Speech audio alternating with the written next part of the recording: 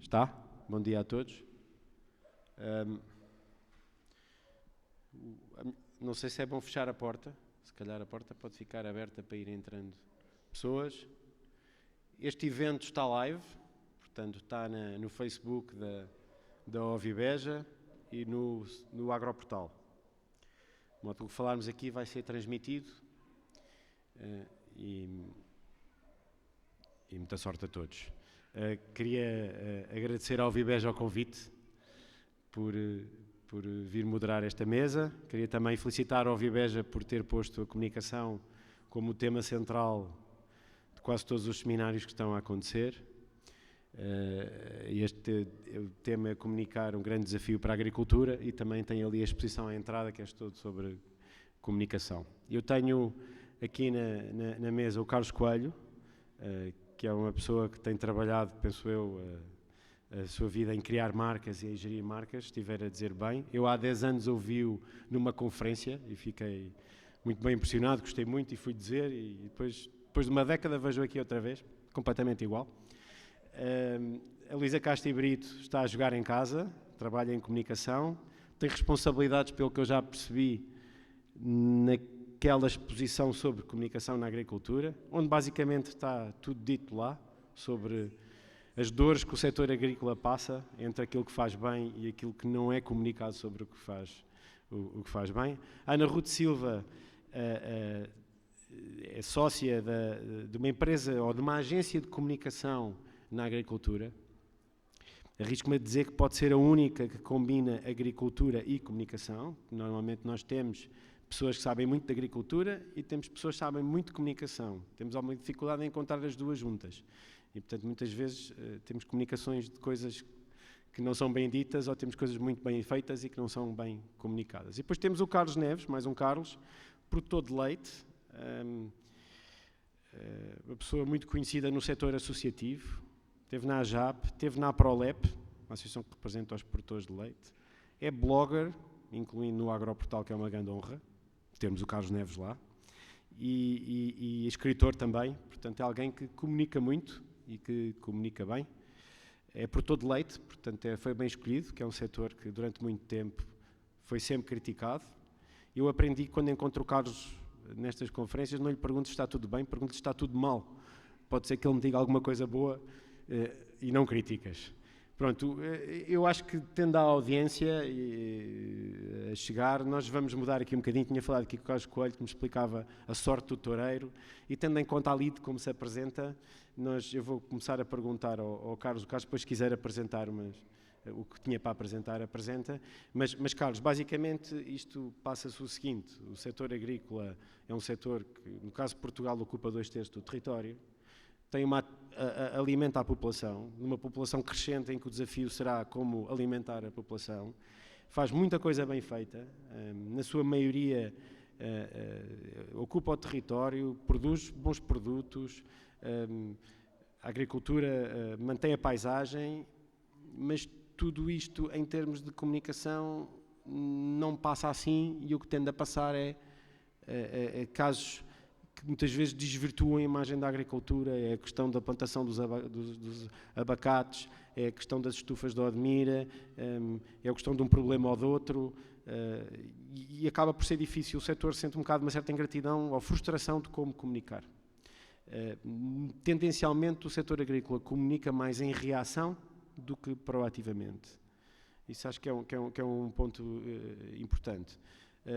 A outra é o setor agrícola, ele próprio, são agricultores e acabam por produzir e competir uns com os outros. Portanto, como se agregar e conseguir comunicar. Portanto, nós quase aqui vamos fazer não é um pedido de orçamento, mas é mais dá-nos uma prescrição como é que o setor agrícola pode conseguir comunicar melhor no futuro de uma forma mais proativa.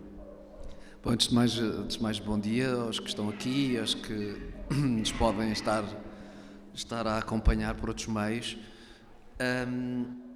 E aquilo que se passa, eu diria que há duas questões fundamentais que se prendem com o déficit de comunicação que a agricultura tem. O primeiro é um déficit de comunicação endógena do país. Nós, não sei, de fruto da nossa tradição judaico-cristã, achamos que promover aquilo que fazemos é uma coisa que não nos fica bem. E, portanto, estamos muito preocupados com aquilo que se chama a qualidade intrínseca das nossas coisas.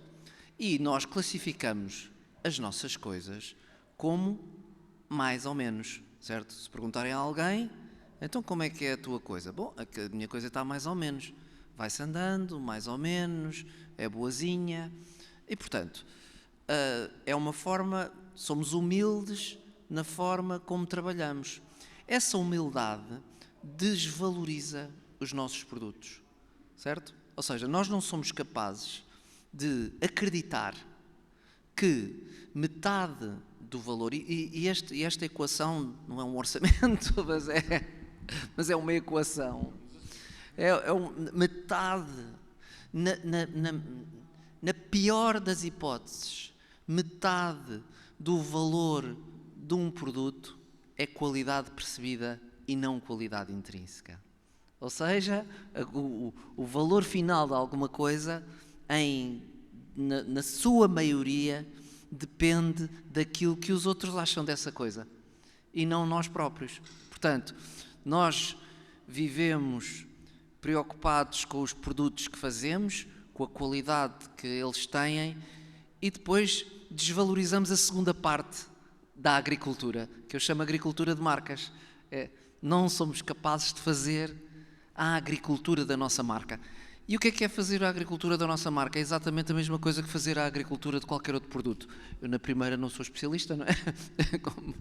como disseste, mas na segunda acho que sim. E, portanto, o que é que nós temos que fazer? Em primeiro lugar, ter a consciência que precisamos de comunicar e que há uma perda de valor muito significativa. E isso talvez acorde, se não houver outra razão, pelo menos acorde. Aliás, ao telefone perguntava qual era a temática daqui e diziam, nós temos aqui aquela brincadeira da galinha, não é? Que põe o ovo, e cada vez que a galinha põe o ovo, ela primeiro põe o ovo e depois vai cantar a dizer que pôs o ovo, não é? E portanto ela tem, no fundo, o ciclo completo da valorização do seu produto. Nós não trabalhamos na segunda. E quais são os princípios fundamentais para trabalhar a segunda? São os mesmos. Eu não tenho como esperar que uma produção agrícola produza rendimento sem que eu respeite o ciclo natural dessa planta, por exemplo, ou desse animal, certo? Eu imagino, eu vou fazer laranjas, não é? Eu não posso organizar o meu modelo de negócio a pensar que vou ter laranjas um ano depois de plantar as laranjeiras. Certo? É muito básico. Mas é assim que as pessoas querem fazer marcas. Certo? Vocês têm laranjas e pensam assim, comuniquei amanhã, hoje fiz uma grande comunicação das minhas laranjas. E a gente, então, mas comunicou hoje, então e amanhã vai comunicar o quê? Já fiz um esforço muito grande hoje e amanhã já não preciso mais. Lição, tem que regar as laranjas, certo? Todos os dias. Tem que podar, tem que ser coerente, consistente, paciente, resiliente e organizar o ciclo de gestão da sua comunicação de acordo com a maturidade que precisa para que ela seja efetiva. Percebe? E, portanto, a prescrição que dou é, da mesma forma que fazem agricultura do que seja, a agrocultura, a agricultura, é preciso fazer a agricultura de marcas, que eu diria que tem um ciclo muito parecido com algumas espécies. Aliás, eu dou algumas aulas de agricultura de marcas, embora não soubessem, não é? E agricultura de marcas porque tenho algumas teorias das marcas ligadas com algumas plantas, já vos mostro. E precisamente porque senão vocês têm que planear uma produção agrícola. Planeiem a produção agrícola da vossa marca. Percebem o que quero dizer? Ou seja, com que ciclo, com que alimentação, com que capacidade. Não regam as vossas plantas, não sei, se for de regadio, não regam uma vez por ano, pois não? É que se regarem uma vez por ano é capaz de morrer, não é? Não sei, em princípio. Temos precisamente o mesmo paralelismo ali na exposição. Já falamos. Gostava só de... Fico contente de perceber que neste caminho todos chegamos a uma conclusão e na exposição que nós apresentamos este ano, que é a Agricultura Sabemos Comunicar, temos exatamente esse paralelismo, que é preciso preparar o terreno, antes de mais, perceber os declives e as inclinações, é como estudar o público, e depois lançar a semente, lançar a mensagem, e não é o fim, aí é que começa, quando se lança a mensagem. Depois temos que nutrir, não podemos regar demais, não podemos dar informação a mais, aplicar alguns fitofármacos para combater pragas e doenças, moderadamente, para não intoxicar também aquilo que é a mensagem, não é? Gerir algumas fake news ou desinformação, e os agricultores têm todas essas ferramentas, e a primeira delas é paciência e perseverança, é o que passamos ali na exposição. Carlos, posso continuar? Claro. Tens um raciocínio... Claro, eu depois já me levanto ali e já vou ali fazer a minha apresentação. Com a Ana Ruth, eu já vou colecionando, portanto, ser menos modesto, ser consistente. Ana Ruth, com a agência Evarista, como é que é? Comunicar, se calhar vocês comunicam mais marcas também, não é? Não estão a comunicar o setor agrícola em geral. Sim, antes de mais... comunicar marcas, se as comunicarmos todas bem, também estamos a fazer comunicação geral. Certo. Antes de mais, queria agradecer o convite para estar aqui e também dar os parabéns à organização por ter colocado este tema como o tema central da Ovibeja. Para mim foi um sinal de que alguma coisa está a começar a mudar, e eu acho que até é um pouco corajoso colocar este tema e não ir para a água ou outros que são mais consensuais. Por isso é muito necessário insistirmos aqui neste... Isto é um caminho que se faz, e a Evaristo nasceu no final de 2019, porque eu fui jornalista durante 16 anos, acompanhava o setor, trabalhei 10 anos no Jornal Público e sentia muitas vezes a oportunidade perdida de comunicação que há na agricultura. Eu interessava-me particularmente por histórias de empresas, inovação. Eu tinha que andar à procura de forma muito exaustiva destes casos, porque os agricultores, obviamente, têm uma vida super difícil e têm mais do que fazer, e muitas vezes não estão disponíveis para contar a sua história, mas mais do que isso, acham que a sua história não é válida. E, portanto, eu sentia isso e sempre pensei, há tanta coisa para fazer, este é um setor importantíssimo para a economia e mesmo, também posso partilhar convosco, mesmo no nosso dia-a-dia, numa redação, vocês imaginam que a concorrência é brutal, então eu tenho que concorrer com uma TAP, eu tenho que concorrer com um governo, eu tenho que concorrer com macroeconomia. Portanto, eu também tinha todos os dias que vender o meu peixe ao meu editor, tinha que justificar porque é que é importante eu falar sobre aquele produtor, porque é que é importante eu falar sobre as tendências de produção, sobre a inovação, sobre o que se está a fazer. Portanto, além de, para quem está nas redações, ter que fazer esse trabalho quase de pedagogia, depois do outro lado, o fluxo de comunicados de imprensa que eu recebia, um ou dois, seria de uma empresa agrícola no seu ADN. Imagino-me, Val da Rosa talvez tenha sido a primeira empresa a pensar em comunicação de forma consistente, permanente e estratégica, porque não há outra empresa, ou não havia, agora felizmente já há mais, mas não havia outra empresa, fundamentalmente agrícola, com uva de mesa, sem transformação, a comunicar daquela forma. E quando a Evaristo nasceu, isto é todo um mundo por descobrir, não é? Eu também me juntei a dois sócios que têm um enorme know-how no setor, que já trabalhavam neste setor há muitos anos, e eles sentiam o outro lado. Eles estavam no terreno a tentar explicar à produção porque é que é importantíssimo ter um rosto, ter uma marca, ter uma estratégia. Então foi aqui esta junção de vontades. E eu acho que uma das soluções para este desafio é colocar a comunicação no centro do negócio, tal como é importante os recursos humanos, a parte produtiva, logística, operações, a comunicação tem que estar lá.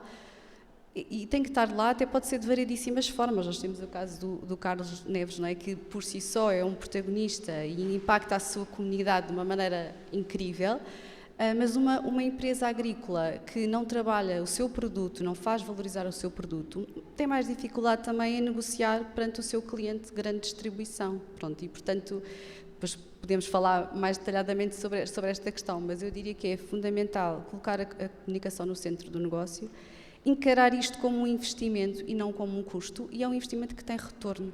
E nós temos casos na agência de produtores que tinham marca, que não investiam em comunicação, que decidiram vamos começar a investir em comunicação e que conseguiram estar nas prateleiras da grande distribuição, estão a ser procurados pela grande distribuição. Porquê? Porque deixaram de comunicar apenas para o seu cliente retalhista e começaram a pensar no consumidor. Porque no fim do dia quem decide é quem vai às compras. E o agricultor está muito distante do consumidor. É preciso estreitar esse caminho e delinear bem estas estratégias. E pronto, deixo aqui só esta minha partilha inicial e agradeço mais uma vez o convite. Muito bem. A comunicação como componente de investimento. Carlos, eu não vou perguntar se está tudo mal, mas na quarta-feira ajudei a minha filha ali com um trabalho de casa de terceiro ano. Ela está no terceiro ano, era de matemática, de infografias, então ela tinha que identificar na infografia quais eram as atividades que consumiam mais água potável. E a que tinha a maior gota d'água, Mariana, deves ter tido também, se calhar, a mesma. É do Leia, portanto, e a maior gota d'água era. Exato, era a imagem de uma vaca leiteira, mas a atividade descrita era a produção de carne. E por isso, como é que é, Carlos? Como é que tu tens a experiência de o que é comunicar um setor que tem estado a ser fustigado, mas tens conseguido alguma coisa, portanto, vamos a isso. Sim, bom dia, muito obrigado ao Viveja pelo convite, parabéns por esta feira e como a feira comunica a agricultura e por escolher este tema. Eu, sendo produtor de leite, como jovem agricultor, envolvi-me no associativismo e estando na questão associativa tive muitas vezes que fazer comunicações sobre porque nos pagavam mal o leite ou porque o governo se atrasava com qualquer assunto que era preciso resolver. Isso é fácil comunicar. Nós fazemos um comunicado a dizer vão descer o leite 8 cêntimos. O comunicado sai às 8 da manhã, a nossa assessora de imprensa connosco colabora, não podia divulgar, eu divulguei o comunicado de uma forma mais artesanal e às 9 horas tínhamos 3 televisões, aparecemos nos 3 principais canais de televisão à hora do almoço. Quem está em comunicação, que isso é difícil. Houve um ano que nós colocámos 200 crianças numa vacaria em Coimbra, no dia do leite, e não apareceu ninguém. E a partir da minha experiência desta dificuldade de comunicar o positivo da agricultura e dos ataques que foram surgindo por parte de quem é contra a pecuária, de quem pretende só um mundo de base vegetal sem animais, quando nós entendemos que os animais fazem parte de um ciclo, juntamente com a produção vegetal da agricultura. A agricultura, a lavoura em Vila do Conde, de onde eu venho, não se entende sem a vaca que produz o estrume que vai alimentar a terra, o estrume que era feito antigamente com o mato da bolsa que se limpava, portanto havia um ciclo, estava tudo organizado. Hoje em dia as coisas são diferentes, as pessoas não conhecem isso e as associações têm muita dificuldade em comunicar isso. E portanto envolvi-me nas redes sociais e passei a comunicar como agricultor, porque enquanto que uma associação fala como um advogado que vem de fora, um agricultor quando comunica pode falar como uma testemunha. E chegar a um público diferente e ter um impacto diferente. Eu, tendo a experiência de falar com a comunicação social, ter às vezes as oportunidades, passei então a comunicar a nível individual e a perceber as dificuldades que a agricultura tem, nomeadamente de explicar o problema do ciclo do carbono, de explicar que o carbono que a vaca liberta é o carbono que estava nas plantas que a vaca comeu e as plantas que o agricultor produziu, que é muito diferente do carbono que o automóvel liberta, que estava há milhares de anos na Terra, portanto, que está a aumentar o carbono existente na atmosfera, enquanto na agricultura isso não acontece. A agricultura tem uma dificuldade de comunicar e, por isso, tenho dito, temos de ser profissionais a comunicar. É os 4 P's que agrupei muito rapidamente: profissional, qualquer agricultor sabe que recorre a um veterinário ou a um agrónomo. Para comunicar temos de ser profissionais. Depois há outro erro que as pessoas cometem, que é também, nós quando chamamos o veterinário, o agrónomo, depois também temos que acompanhar as coisas. Não é, olha, ponha isso na terra, trata aí das vacas. Não, portanto, tem que ser partilhada. Nós temos que comunicar também, temos que participar, assim como a gente sabe os primeiros socorros, ou os cuidados mínimos veterinários, também temos que comunicar, cada um de nós. Também ser preventiva. Esse é um dos grandes problemas da comunicação agrícola. Eu dou um exemplo.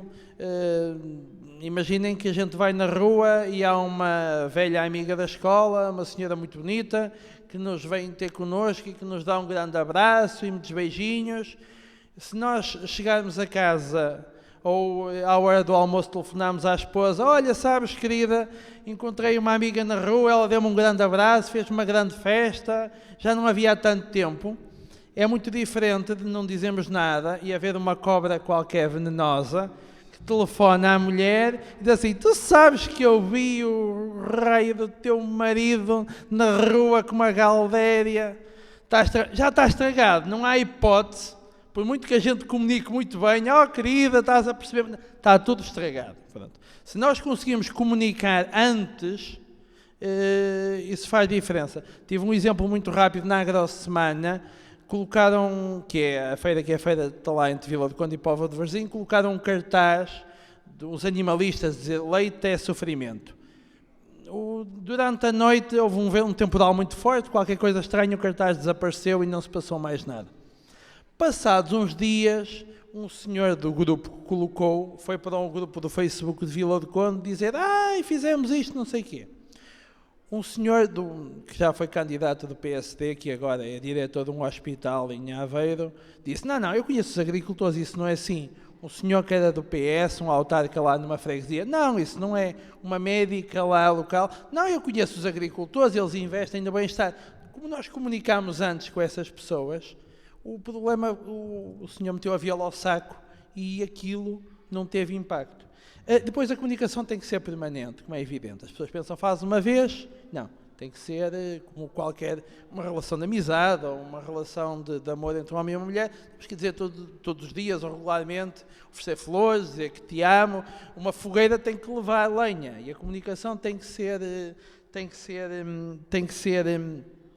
alimentada, permanente. E por último, que é um grande desafio, que eu tento fazer isso e às vezes resulta, não é fácil, que é irmos buscar a história, o antigamente, como é que o meu avô fazia, como é que o meu pai fazia, como é que eu faço, como é que as coisas evoluíram, porque muitas vezes que as pessoas gostam disso, mas muitas vezes perdem-se, era tão bom antigamente e agora vocês são os malandros, o meu avô com as oliveiras à moda antiga ou com a vaquinha, e perdem-se e não entendem que isso hoje em dia não é possível.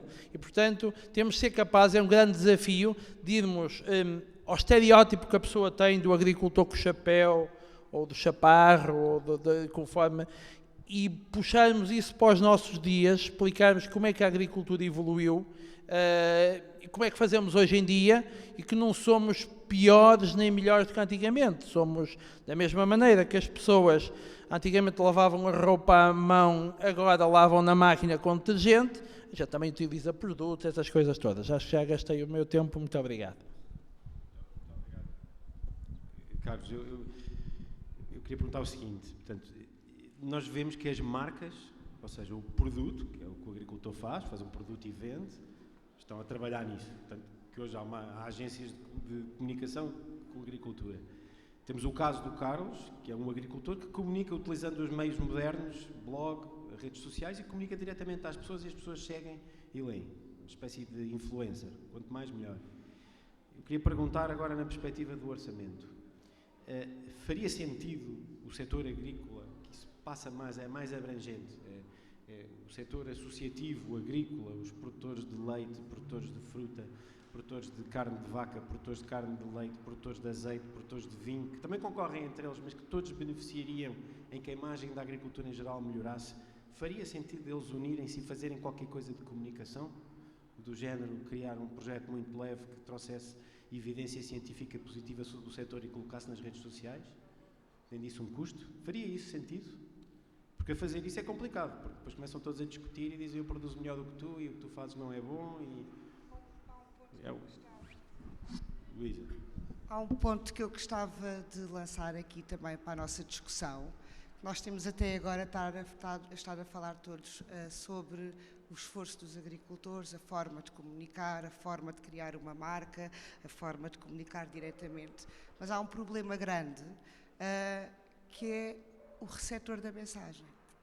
Que nós ainda devemos chegar com certeza a esta mensagem. A questão é que hoje em dia há várias barreiras que minam esta comunicação entre aquilo que é o mundo rural, que só por si a palavra rural já é quase um desprimor, e aquilo que é a população urbana, que também há uma distância grande. Não é uma distância física, é uma distância de mentalidade e é uma distância temporal. As pessoas estão afastadas gerações do campo.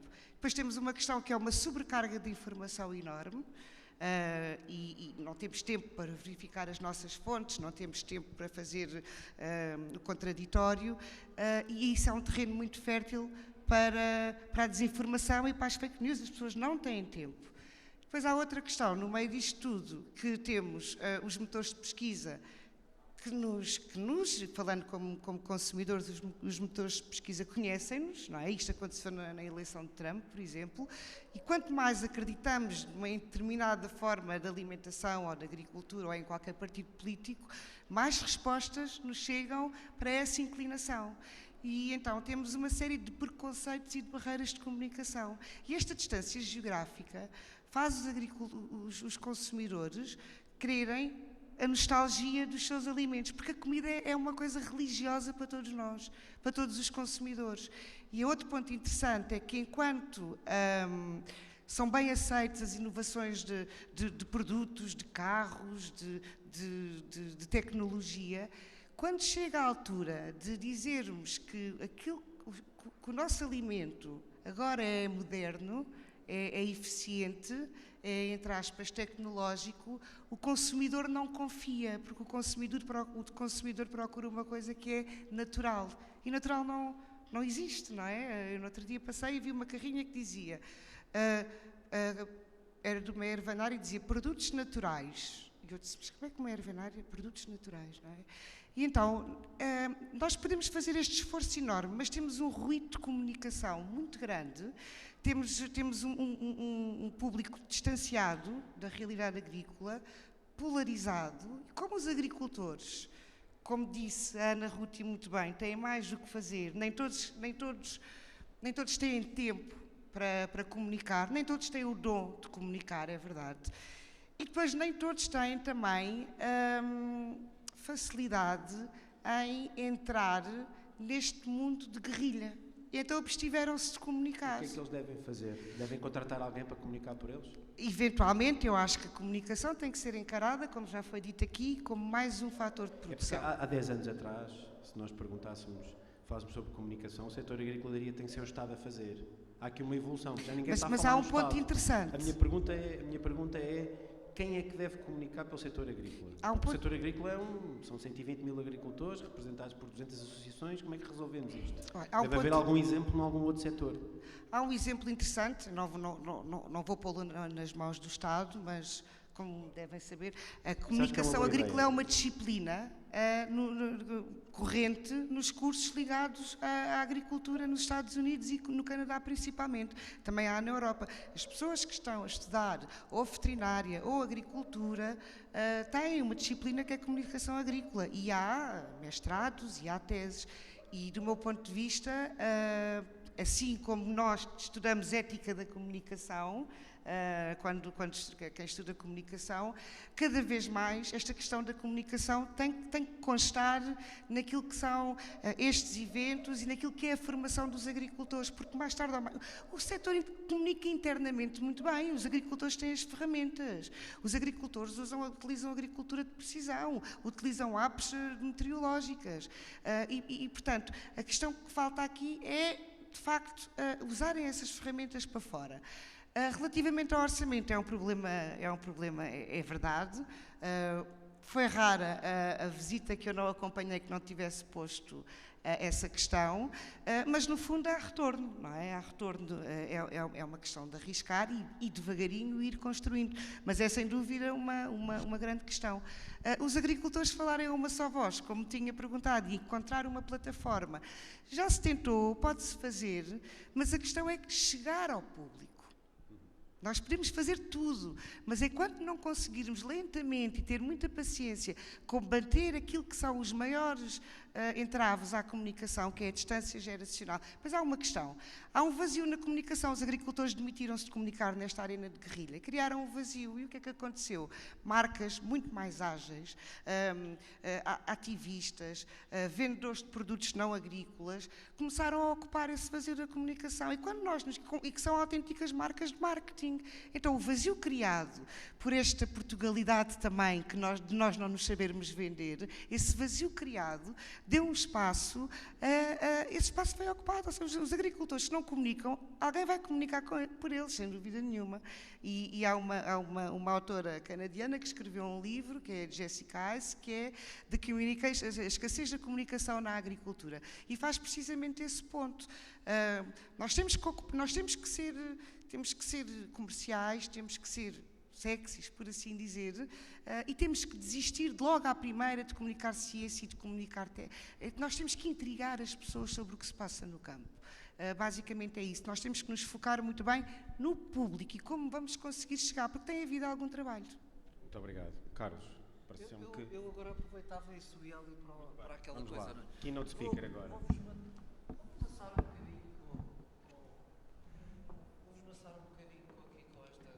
com os princípios fundamentais das marcas e talvez se entenda, não é se entenda, se consiga fazer aqui uma base do discurso para estas questões da agricultura. Gostava de dizer também uma coisa antes de começar, que eu sinto na prática, pelos contactos que tenho tido, pelas coisas que me têm solicitado, que a maioria das marcas públicas que fazem parte das nossas necessidades básicas estão em crise. Por exemplo, está-se a falar da agricultura, porquê? Na minha juventude, um jovem agrícola era um tipo que pegava num subsídio e ia comprar um Range Rover. Não sei se é verdade ou não, era a ideia que se tinha de um agricultor e essa ideia não foi alterada. Um médico, e por exemplo, é alguma coisa que também estou a trabalhar, os médicos, por exemplo, deixaram de ter a importância que têm na sociedade e passam e têm portanto, eram as pessoas mais importantes da sociedade, não fizeram nada por isso, funcionalizaram a sua atividade, monetizaram, ficaram ricos, compraram Porsches, esqueceram-se da importância que tinham e hoje estão em déficit. A água, que é um recurso que sempre tivemos e foi só abrir a torneira, esqueceu-se da importância que tem, nós esquecemos dessa importância, portanto tem que voltar a ser tratada como uma marca e, portanto, acho que não é só a agricultura, é também a agricultura, talvez uma das mais importantes, que sofre desse tema. O que é uma marca? Quem já me ouviu vai ouvir repetido, mas eu não me canso desta imagem. Toda a gente já viu um cãozinho a fazer xixi na roda de um carro, não já? O que é que ele está a fazer? Está a deixar a sua marca. Fazer uma marca é tão simples quanto isso. Definir um território. Qual é a dificuldade de fazer uma marca? É que os territórios estão sempre a mexer. Qual é que é o conselho? Temos que estar sempre a fazer xixi para deixar a nossa marca. Marca vem de marca de queimar e vem das vacas, ou seja, em Ohio, 1890,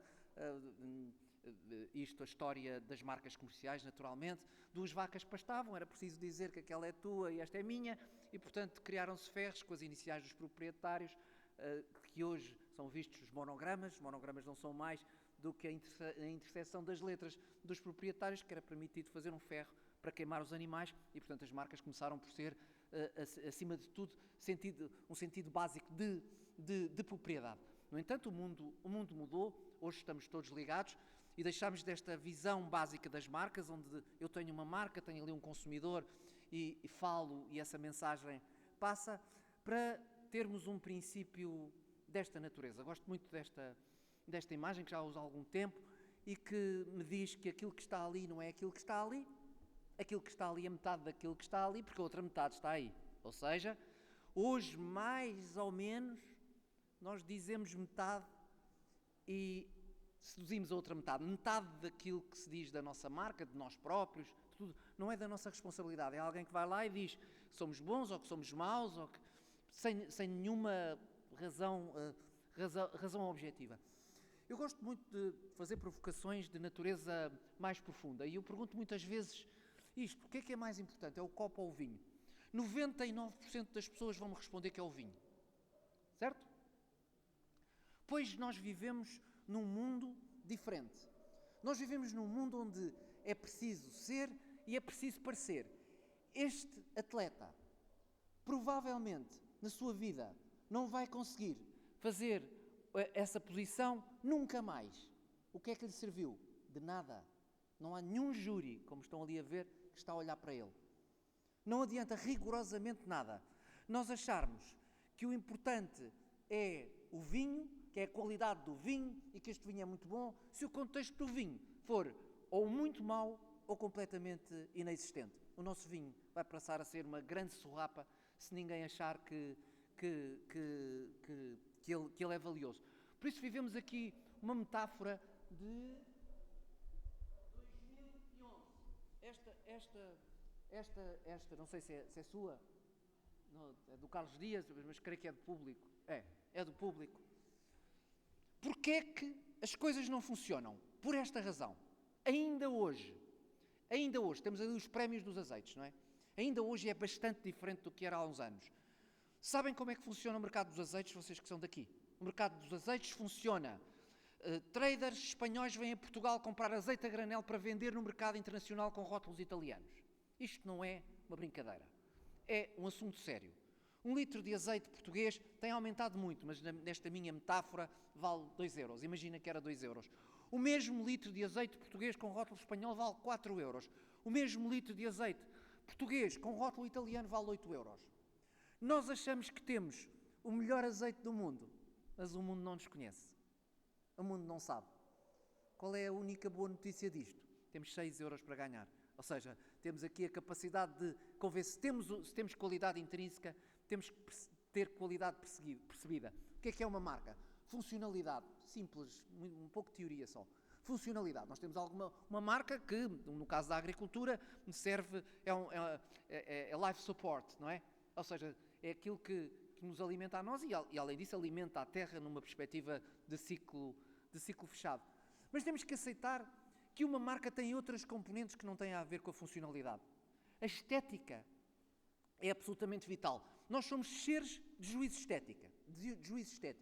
Se tem uma marca de grande qualidade, a sua estética deve ser mais depurada. Se tem uma marca de menos boa qualidade, a sua estética deve ser mais simples. Se eu quero vender um produto barato, eu tenho que ter uma estética muito mais acessível e mais popular. Se eu quero vender um produto caro, eu tenho que sofisticar. A estética faz parte da qualidade intrínseca, é um dos meus ingredientes. A capacidade emocional é um dos outros quadrantes, mais do que ingredientes, são quadrantes.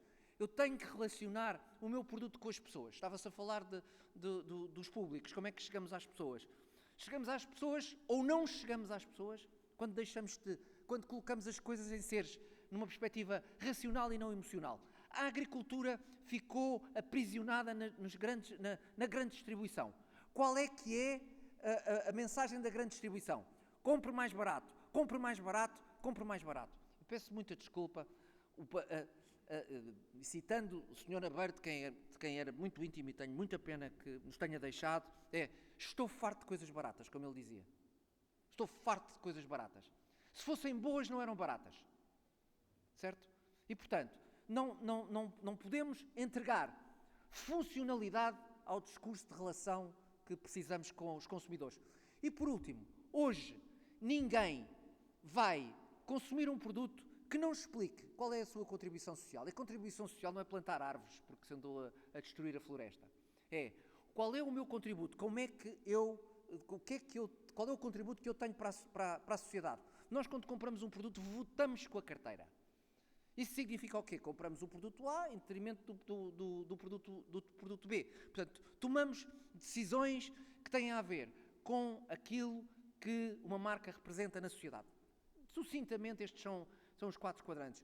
Vivemos numa sociedade de marcas. E para quem ainda discute se as marcas são importantes, eu trago o pior dos exemplos de todos. Já ouviram falar da ISIS?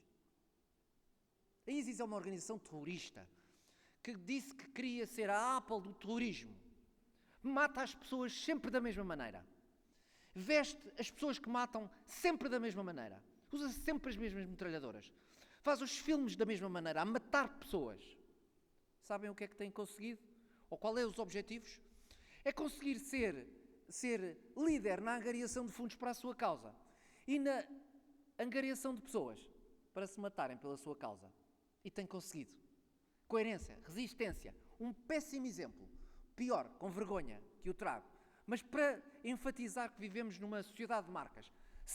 Conhecem esta marca? Há cerca de 2 anos umas pessoas juntaram-se para lutar contra o aumento dos combustíveis. Certo? Não sei se se lembram. Não se devem lembrar. Em França tudo acaba nos Campos Elíseos a destruir aquelas lojas de luxo, não é? E portanto nunca se percebe muito bem o que é que fica. Mas o que estes senhores fizeram foi criar uma marca. Podemos até nem saber.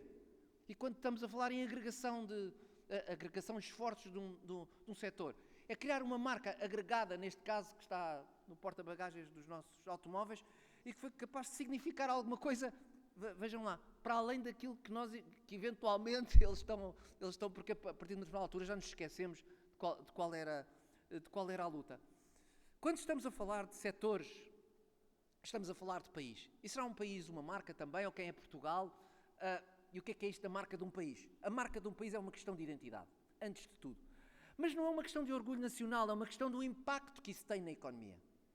Não é apenas uma questão, sou nacionalista, muitas vezes dizem, você é nacionalista, deve ser monárquico, sei lá, pronto, porque se considera que defender uma causa identitária é estar fechado, é achar que se fecha o país perante isso. Não, é perceber que o valor da marca do país impacta depois nos setores.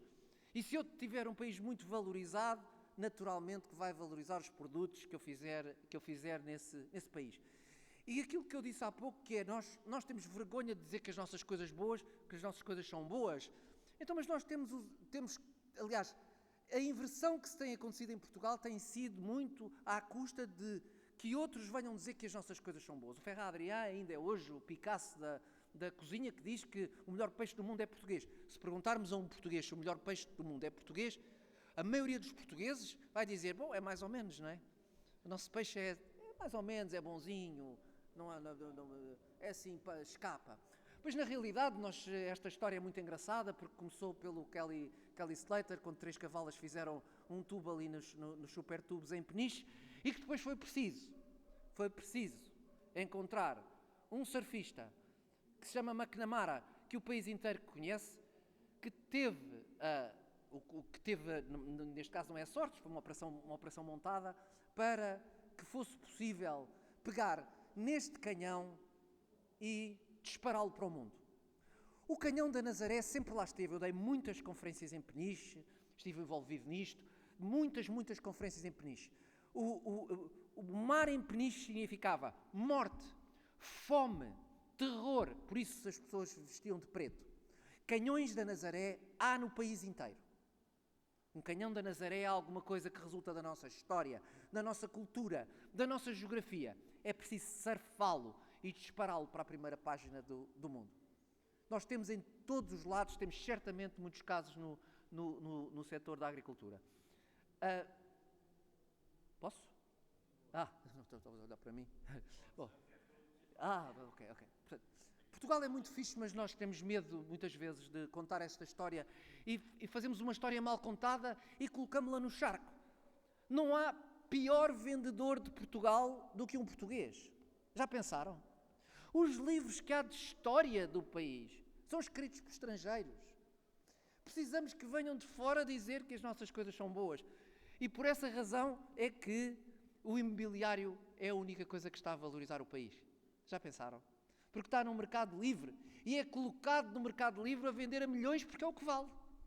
Porque o que é o que vale? É aquilo que as pessoas estão dispostas a comprar. Certo?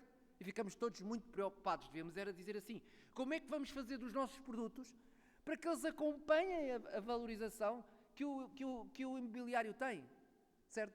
Se as pessoas estão dispostas a pagar 7 milhões de euros por uma casa em Lisboa, então porquê é que não nos vão pagar os nossos produtos endógenos também valorizados desta forma? Mas não. Nós muitas vezes andamos à procura do Portugal Made in China, não é? Aqui em Arraiolos exportou-se a técnica, exportou-se para a China a técnica de produção dos tapetes de Arraiolos para se produzir em quantidade. Por amor de Deus. Por amor de Deus. Nós somos um país, não somos pequenos, porque o nosso território do mar faz com que nós sejamos um dos maiores países do mundo, nesse sentido, em termos de terra e de mar, mas não produzimos em quantidade. Temos claramente, não combinamos esta apresentação, temos claramente que unir para qualificar. Temos que ser capazes de juntar as partes, porque uma coisa é o esforço individual de cada um tem a sua marca, de cada um tem o seu... Carlos, vou-te interromper para dizer, a resposta podia ser que não, podíamos sim, não ter que unir, era a minha pergunta, mas claramente... Até gostava de saber se há outros exemplos de setores económicos que tenham feito isso, além ali dos terroristas e dos manifestantes. Há muitos setores, podemos falar depois deles, mas há claramente que unir para qualificar e ter uma estratégia. O que é uma estratégia? Uma estratégia é uma coisa muito básica. É fazer com que as ações em cima de ações e em cima de ações resultem num todo que faça sentido. É tão básico quanto isto. É fazer uma ação em cima de outra ação, em cima de outra ação, com uma visão global do todo. Nós somos claramente um país capaz de genialidades, não vos quero amassar com isto. Temos uma história, uma cultura extraordinária, foi aqui que foi o berço, mais mar houvesse que nós o teríamos feito. E é preciso lembrar que uma marca não é um ponto de chegada, é um caminho. O nosso começou há quase 900 anos e que a modernização não pode ser o enterro do passado. Nós temos o passado não pode ser o impedimento do futuro, mas também não pode ser o contrário. E não pode ser esta perspectiva do pequenino, sabe, o pequenino, que somos pequeninos, somos não tão conseguimos. Dizem muitas vezes, lá vem você fazer que a mania das marcas, não é? Tem a mania das marcas, tem a mania das grandosas, acha que nós agora podemos fazer marcas como os outros. Não podemos fazer marcas como os outros. A grandeza está na nossa marca, temos uma marca calcetada um pouco por todo o mundo. É um facto. Temos vergonha de ter sido grandes. Por amor de Deus. Nós, efetivamente, temos esse legado. Isto é verdade. Isto é verdade, aconteceu comigo. Encontrei um galego uma vez ali numa praia, algures aqui na costa alentejana, e que me pediu para tirar uma fotografia, a ele e a mulher que estavam cá, e eu perguntava-lhes, mas estão a gostar? E eles, sim, estamos a gostar, é tudo maravilhoso, e é tão maravilhoso que a gente vai jantar a todo lado, e pronto, e quando vem a conta até dá vontade de rir. Isto é uma coisa muito grave, certo? Significa que nós não estamos a levar a sério aquilo que estamos a fazer. E isso faz com que nós não tenhamos a tirar a riqueza para que seja possível distribuir para acabar com a pobreza do país. Qualidade sem preço é uma utopia, cada vez menos bonita. Vender coisas boas e baratas, nem os chineses já querem, certo? Não sei se acompanha um pouco a evolução da economia chinesa. E vender barato é claramente uma via verde para a sustentabilidade identitária. É claramente para a destruição daquilo que temos. Por isso temos coisas destas. Portugal é a Europa que está por estragar. Não temos vergonha. Não temos vergonha. É a nossa casa. É nosso, não é? É mesmo, é património nosso. Imaginem a dizer isso da nossa casa. Esta é a nossa casa. Não é? Por isso a importância do alinhamento identitário. Desculpem levar isso. Eu trabalho, não sou especialista em agricultura, trabalho em algumas marcas de agricultura, mais até de setores do que propriamente marcas individuais, e estou inclusive, amanhã é feriado, mas vou trabalhar, por exemplo, numa marca para o Brasil de insumos, portanto, de micro-organismos que pretendem tratar a terra com a ancestralidade, com a ideia da ancestralidade da própria terra. Mas eu acredito em absoluto na ligação da energia do local. Talvez o melhor exemplo seja a Itália, que trabalhou quase o quilómetro zero. Ou seja, a ligação absolutamente identitária entre o produto que se produz ali, a não deslocalização, é eu ser capaz de microsinalizar os terroirs. Não é? Alguma coisa que é feita naquele sítio, daquela forma, e que essa energia lhe dá um gosto, um sabor, uma ideia, uma história, alguma coisa que de facto tem um valor que não é possível replicar nem copiar. Dizem que Portugal, e eu sou muito crítico nestas matérias, que Portugal é líder em campos de golfe, sabem isso? Somos um destino de golfe. Aliás, nós todos devemos ser golfistas, não é? Há aqui alguém golfista? Nenhum, não é? Eu quando era jovem, ia à Inglaterra muitas vezes, mas não era, ia quase sem dinheiro, não é? Mas uma vez andei de táxi e ele perguntava-me se eu era golfista, porque ele era taxista. Eu já na altura me fiz confusão, não é? Quer dizer, eu era português e o taxista era golfista em Portugal. E, portanto, era uma coisa que a mim não me fazia, já nem na altura me fazia sentido. Portanto, nós construímos, detonamos a nossa paisagem, as características endógenas da nossa paisagem para fazer campos de golfe, e depois temos isto, cavalo de rei em dia de triunfo, certo? O exemplar mais extraordinário da nossa não sei como é que se chama, a agrocultura, não é? Um turista de equídeos gasta no mínimo 7 vezes mais do que um golfista, sabiam? Não vos maço com os números disto, mas enfim, todos os custos que estão associados que permitiriam certamente qualificar a agricultura nesta perspectiva mais lata. As marcas são os sonhos do homem perpetuados na economia. É isto que me leva a trabalhar em marcas há quase 40 anos. É isto que eu acredito, mesmo. As marcas, antes de serem rendimentos, são sentimentos. Se fizerem as vossas marcas apenas com a perspectiva económica, não vão suceder. Se fizerem as marcas como alguma coisa em que acreditam, e se acreditam, valorizam, e se é bom, não vendem barato, vai certamente correr bem. As marcas são sonhos do homem perpetuados na economia. Sabem o que é isto? É o Ford T. O Sr. Henry Ford sonhou que um homem podia ser puxado a outro tipo de cavalos. Ainda hoje dizemos quantos cavalos é que tem os nossos carros, não é? Não tem lá cavalos nenhuns. Foi esta passagem. Portanto, a potência dos carros é medida em cavalos por essa razão. O Sr. Henry Ford fez de uma das empresas mais valiosas do mundo. Porquê? Porque pôs as pessoas a sonhar. Fez 100 anos depois, a Ford Motor Company.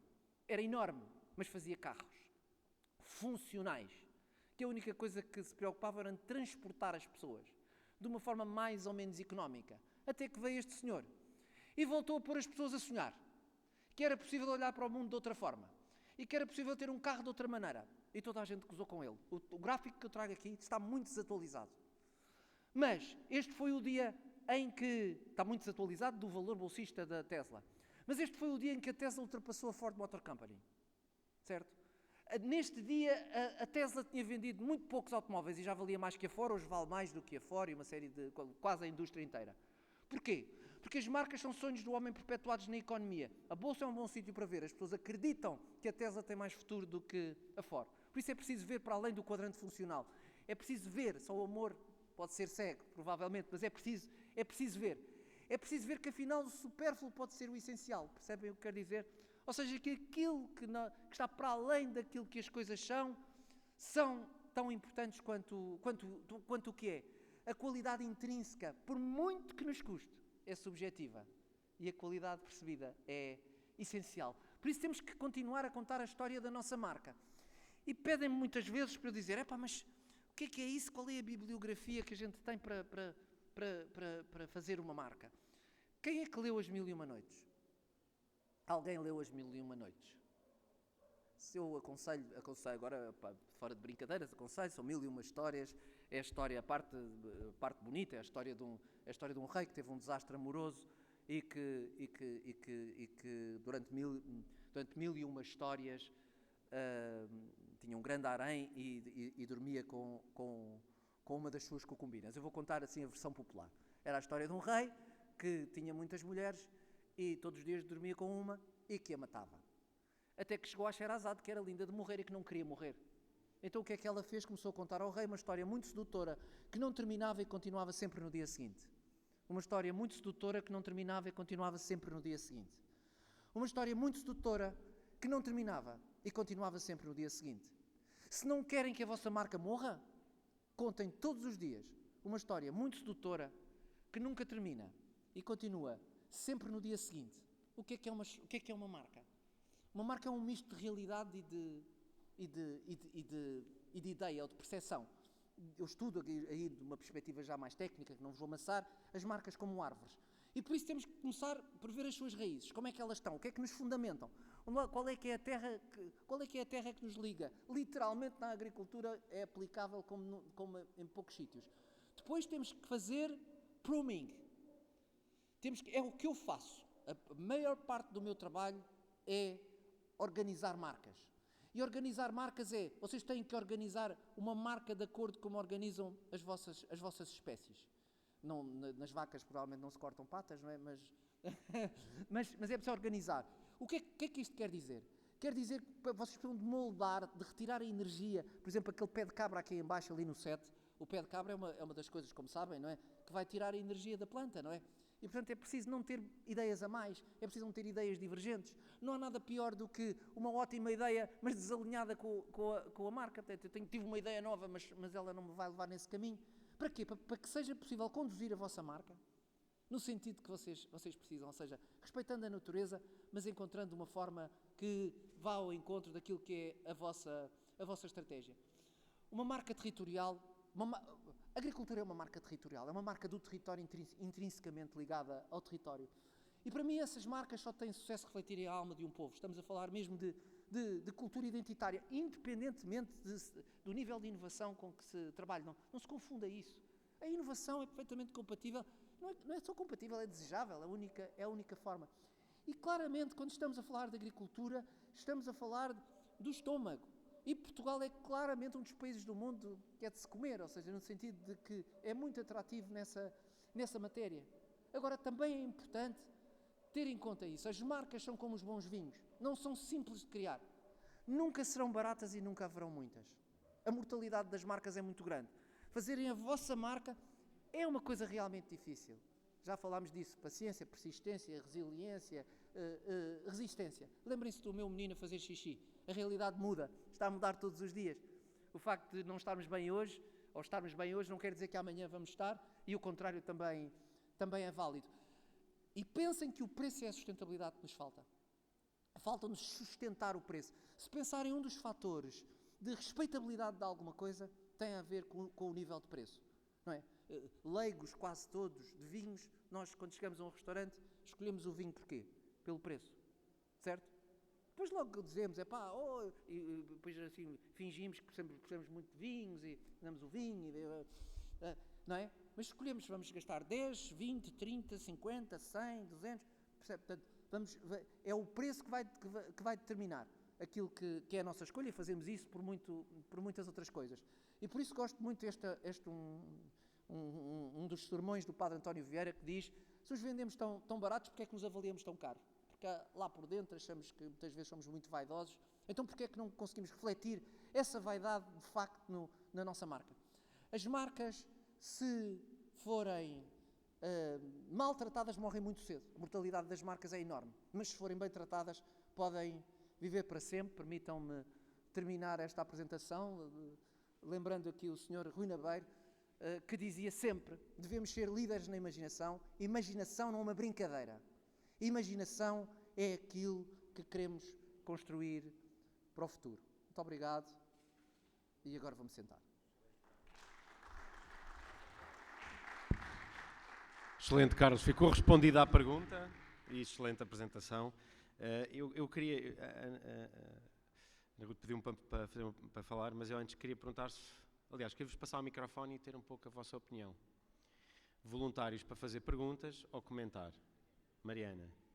E um microfone a rodar. É melhor para sair no live streaming, Mariana, senão os leitores do Agroportal não te vão poder ouvir. O que seria uma perda grande. Vou tentar correr um bocadinho melhor no outro dia, não tenho jeito nenhum para falar em público. Não é uma pergunta, é mais uma conclusão que eu tiro daqui. Se calhar nós não valorizamos porque o português não tem poder de compra, não é? O português não pode comparar o seu canhão com nada, o português não pode comparar o seu peixe com nada, daí o preço. Quando o preço subir, se calhar o português vai poder comparar o seu canhão e o seu peixe. Certo? Isso eu acho que vai ter resposta. Mas já agora colecionava mais... Outra pergunta. Vamos a isso. Vamos colecionar. Estamos a anotar. Bom dia, o meu nome é Inácio García Pereda. Eu se calhar sou desses estrangeiros que gostam de fazer história sobre as coisas portuguesas. Eu coñezo a Luísa porque há 5 anos eu traballaba numa revista Corticeira, que desta Novelinhas, que infelizmente já não existe porque é moito difícil conseguir que uma revista sobre um sector agroflorestal consiga manter alguma actividade mais ou menos lucrativa sobre esta questão da comunicação. E outra coisa que queria comentar é eu entrei pela porta da feira e não paguei entrada porque mostrei o meu cartão da imprensa espanhola, da Associação Espanhola de Jornalistas Agrários. Eu gostava moito de ser parte de uma associação portuguesa, mas se calhar a Ana Ruth pode me informar, não sei se isso existe, se já foi falado entre vocês alguma vez para que isso acontecesse. Era só esta pergunta. Obrigado. Mais alguém? Mais alguma pergunta? Acho que temos capacidade para reter 3 perguntas e conseguir responder. Apesar de ser sábado de manhã, ouvir noite é uma marca também. Portanto, nós podemos sofrer dessa marca hoje de manhã. Não, muito bem. Então, se calhar, Carlos... Queria fazer um comentário breve sobre essa questão, essa pescadinha de rabo da boca. Que é evidente que o mercado interno desvaloriza os produtos face à incapacidade de poder de compra. Mas a única forma que eu conheço de alterar, de inverter esse ciclo, é sermos capazes de fazer 2 coisas: controlar a cadeia completa, para que seja possível que aumentar a margem dos produtos, para que ela possa ser utopicamente distribuída de uma forma mais ou menos democrática pelas pessoas. Porque de outra forma é o que temos tentado fazer, é nivelar por baixo, para que seja possível que as pessoas tenham acesso às coisas. Isso não é possível. Nós vivemos num mercado aberto e o que vai acontecer é que tendencialmente vamos empobrecer, porque os robalos vão ser vendidos cada vez mais caros por quem os pode comprar. Os produtos agrícolas melhores vão passar a ser mais caros, vão de certeza passar a ser mais caros e não vão ser consumidos pelos portugueses. Portanto, para ser consumidos pelos portugueses é preciso criar riqueza para Portugal, para acabar com a pobreza. Acho que a razão pela qual precisamos ter marcas fortes é para que seja possível que o país seja um país forte. E não há nenhum país forte sem marcas fortes.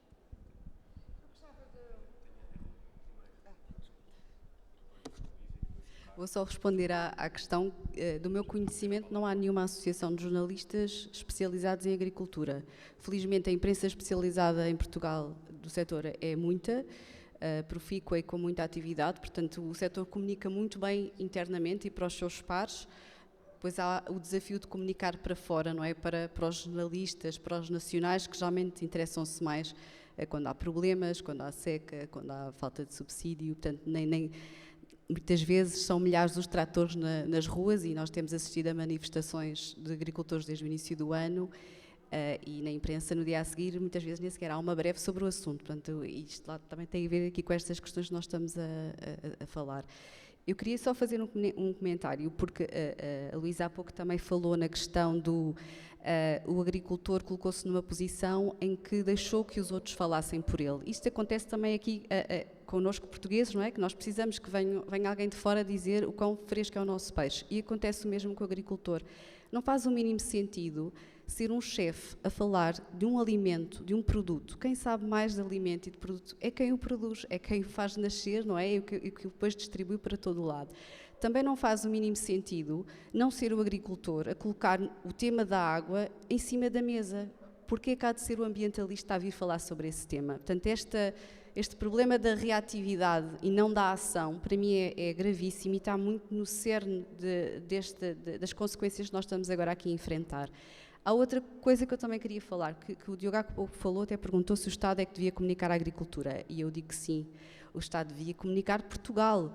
Vocês lembram-se da história do pastel de nata, e toda a gente gozou com o Sr. Ministro, mas o pastel de nata está aí e está no mundo inteiro, não é? E é preciso que haja também no seio de quem nos governa e de quem tem a oportunidade para estar no púlpito a falar sobre estes temas, que coloque a agricultura no papel que ela merece. A agricultura está no último lugar da orgânica do governo, isso diz muito. O Ministério tem sido separado, não é? Desmembrado, enfim, não vou entrar aqui em grande detalhe, mas isto o que é que diz para o consumidor e para os portugueses, não é? ambiente não tem nada a ver com a agricultura, floresta não tem nada a ver com a agricultura. Quer dizer, nós vamos criando também na cabeça das pessoas e na cabeça do consumidor, é um setor que só se preocupa com os subsídios, que só se queixa e quando tem problemas vai para a rua refilar com tratores em cidades do interior, não chega a Lisboa, portanto não tem esse poder político. Portanto, há aqui, eu diria que há aqui um enorme trabalho a fazer, mas é preciso começar, e é começar já. Nós já vamos muito tarde e já estamos a sofrer as consequências desta falta de trabalhar a reputação do setor. E eu até digo isto com alguma frustração, porque todos os dias na agência, no nosso trabalho, é convencer os clientes o quão importante é falarem sobre estas questões. Se não querem falar de forma individualizada e até em nome da sua empresa, eu até compreendo, mas têm as associações para o fazer, portanto, podem muito bem organizar-se, juntar-se, unir-se e falar sobre estes problemas todos que os afetam. E acho que iniciativas de união de comunicação são fantásticas, mas não pode ser só uma vez por ano, não pode ser só aquela campanha espetacular, não é? Na época da cereja, uau, vamos todos escolher a cereja ao fundão e depois o resto do ano ninguém sabe nada da cereja, ninguém sabe nada da batata ou da uva de mesa, ou quer que seja, então é preciso consistência e continuidade.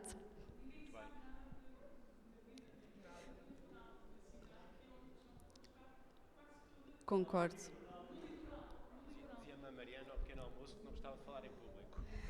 Mariana, diz uma revelação. Há um distanciamento incrível. As pessoas que vivem no litoral não sabem, continuam a ver o agricultor com um chapéu, uma palhinha no canto da boca e as mãos. Nós há uns anos fizemos uma exposição toda em videomapping e contratámos uma equipa que era Oscar e Gaspar, que é uma equipa que faz o America's Got Talent, e pedimos atenção à imagem da agricultura. Não queremos o agricultor de cajado na mão, nem de chapéu, queremos inox, verde, expressores, agricultura, queremos tecnologia, é isso que queremos passar. E o que é que veio? Um agricultor com mãos enrugadas, com um cajado na mão, e com um chapéu e com uma malguinha de cerâmica, percebe? E isto é uma equipa completa, com muitas pessoas, não é uma pessoa. E pergunta aqui às nossas... sou péssima, sim, a fazer isto. E pergunta aqui às raparigas que nos ajudam nos recursos humanos, que têm 18 anos, quem é um agricultor, como é que é um agricultor para ti, e ainda tem essa imagem. Mas se calhar se pensar até muito recentemente, as grandes marcas portuguesas que trabalham com a agricultura, pensem que imagem é que elas colocam na televisão. O agricultor de boné, com a carrinha caixa aberta atrás, a falar com sotaque barrigudo, alguém... Enfim. Nós ontem estávamos a comentar isso, que era mesmo as grandes marcas, tipo, vamos dar o exemplo do Oliveira da Serra, tem sempre uma ceifeira, não passam... Exatamente, apesar de ser uma imagem nostálgica e bonita, não vemos um drone a sobrevoar o olival, nem vemos a imagem da modernidade, vamos buscar sempre o rústico, não é? Tenho que pôr aqui um bocado de ordem na mesa, está a correr bem, mas nós temos, eu até deixava falar livremente, mas nós temos a entrega de prémios do azeite. Eu estou a dever a palavra à Luísa, a não ser que a Luísa não se importe. Então vamos fechar isto assim. Vais falar, depois Luísa, depois Carlos, depois eu faço umas pequenas conclusões de trabalho de casa para o setor agrícola e fechamos. Já não vale mais. Sou eu? Muito bem. Ok, muito obrigado. Depois Luísa, depois Carlos. Eu queria só sairmos agora aqui um bocadinho, só momentaneamente, da questão da valorização, porque nós temos também uma questão, nós temos um dano acumulado reputacional. Seja porque o agricultor é retratado de uma determinada forma, seja porque às vezes há de facto maus exemplos. A minha dúvida era uma coisa que se falou há bocado, o Carlos falou há bocado, sobre a questão, e a Luísa também tocou no assunto, a questão, como é que nós lidamos com as fake news, com a pseudociência aplicada à agricultura. A questão do carbono é um caso paradigmático do que se passou. O roteiro para a neutralidade carbónica 2050 foi uma atrapalhada e vemos um reitor de uma universidade, teoricamente uma coisa que personifica a ciência, a tomar uma atitude completamente pseudocientífica, anticientífica, não é? Completamente despojada dos dados objetivos, toma uma decisão para satisfazer uma clientela maioritariamente urbana, digo eu, que não consegue conviver com uma série de coisas, entre as quais com a morte. E a agricultura é vida e é morte, não é? É um ciclo. E já agora largava também aqui outro desafio, este agora, Há um termo que me encanita pessoalmente, que é o mundo rural. O termo mundo rural põe-nos noutro mundo e cria uma fronteira entre mundos. Não há uma fronteira entre mundos. Eu sou do mesmo mundo. Eu, o Carlos, o meu irmão, trabalhamos todos na agricultura. Nós somos cidadãos do mundo, deste mundo. Não é? Qual mundo rural? Isso é uma espécie que transforma-nos quase na aldeia dos macacos que nós íamos ver quando éramos miúdos ao jardim zoológico. Não é? E parece-me que isso também, associado ao agricultor rosado, normalmente com os copos, não é?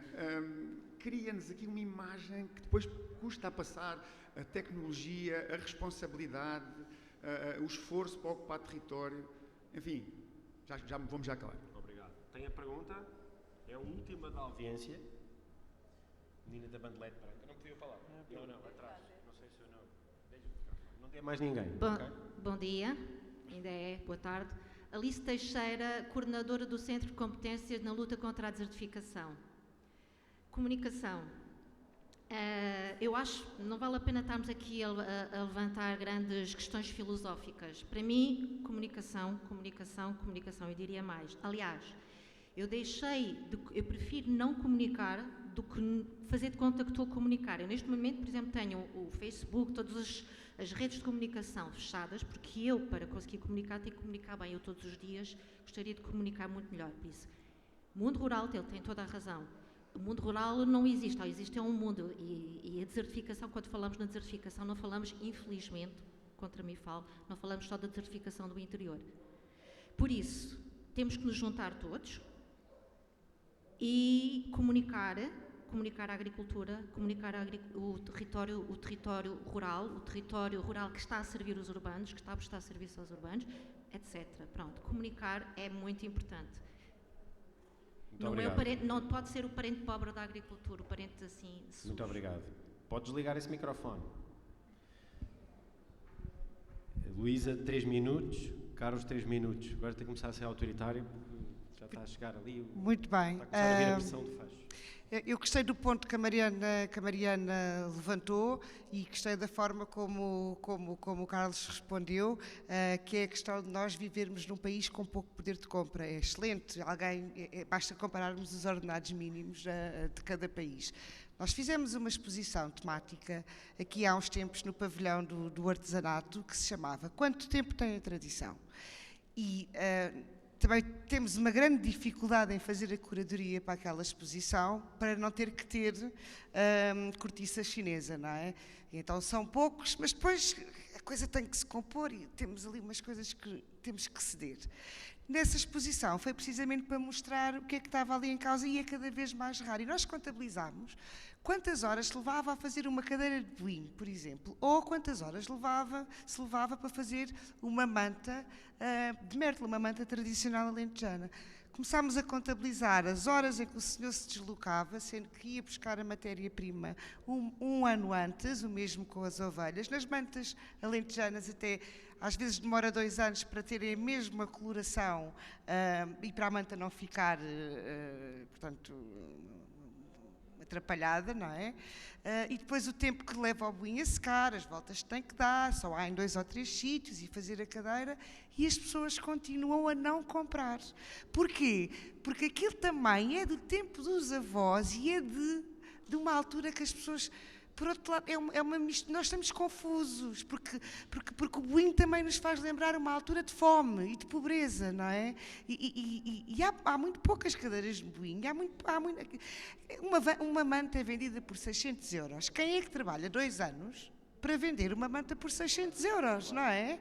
E qual é que é o valor intrínseco àquela manta, não é? Isto é uma questão que não é de resposta fácil. Relativamente a abster-me-nos de comunicar, eu também...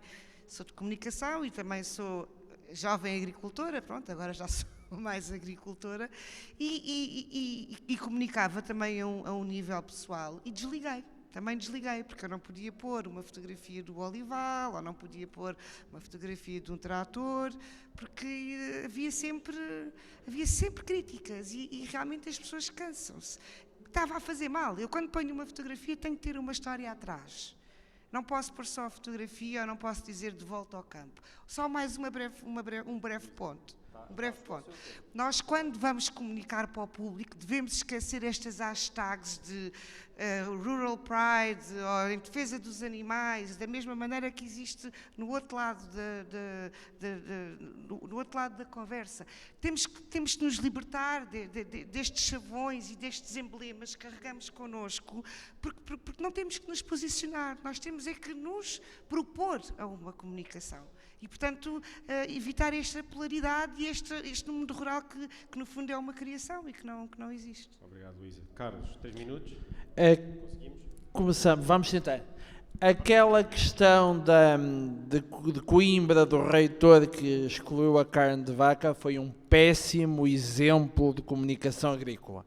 Todas as associações fizeram os comunicados indignados, algumas pessoas muito bem falaram, mas e mais nada. Nenhuma churrascada em frente à universidade.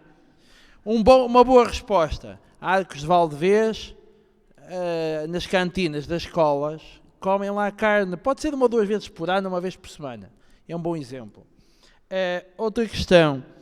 Eu tenho saudades do tempo em que eu era jovem agricultor, mais jovem, já não sou jovem, e tinha a preocupação de comunicar, dizer, tenham calma que a agricultura não é do agricultor pobre, nós podemos ser jovens e tecnologia, porque atrás de mim virá quem de mim bom fará. Agora é pior.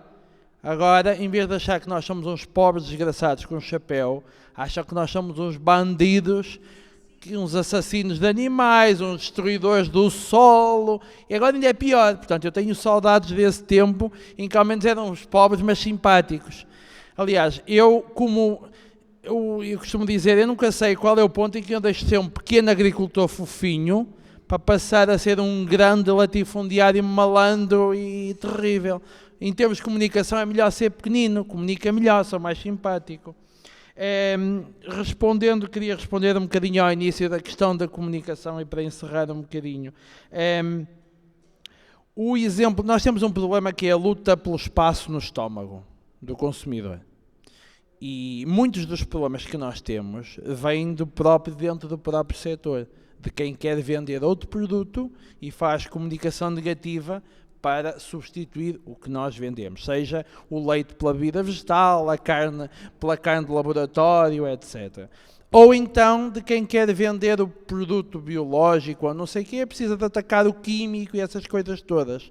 E o nosso problema é que essas pessoas em geral comunicam muito melhor e comunicaram muito bem com os professores e comunicam muito bem com as pessoas que escrevem os livros escolares, voltando ao exemplo inicial. E esse é um problema que quem faz agricultura, aqueles 99% que alimentam a sociedade, devia se organizar para influenciar e para mostrar como é que é a verdadeira agricultura, para que os livros escolares não tivessem esse problema. E por último, eu não desligo de comunicar. Há uma coisa que é bloqueia, a gente tem que comunicar pela positiva, tem de chegar primeiro e comunicar da maneira como faz. Eu não tenho tempo, não dou para o peditório de discutir com ativistas, com coisas, portanto, comunico para as pessoas, para o consumidor, nunca digo que estou a falar com os urbanos depressivos, não uso essa expressão. Eu próprio sou um agricultor semi-urbano, e não se apanham, acho que queria deixar esta última mensagem, não se apanham moscas com vinagre. Portanto, não podemos ser azedos a comunicar, temos de ser positivos. Quem for desagradável, desliga, bloqueia, não comunica. Positivos, mostrar o que fazemos para conseguirmos comunicar o que é estar em comum com o consumidor, com as pessoas, com a sociedade e não chatear por isso. Muito obrigado. Muito obrigado, Carlos. Eu tirei 7 pontos de conclusão para levar daqui. E são os meus pontos, portanto, podem não estar certos. Mas o primeiro é ser menos humilde. O segundo é ser consistente na comunicação. O terceiro é colocar a comunicação no centro do negócio e não ver isto como um custo, senão não queremos, por investimento. O quarto que eu acho que é importante, todos são importantes, mas não tinha sido falado, comunicação nas escolas de agricultura. Escola Superior Agrária de Beja, Instituto de Agronomia e por aí fora, passar a ter uma cadeira sobre comunicação. O sexto, o Estado deve comunicar sobre a agricultura.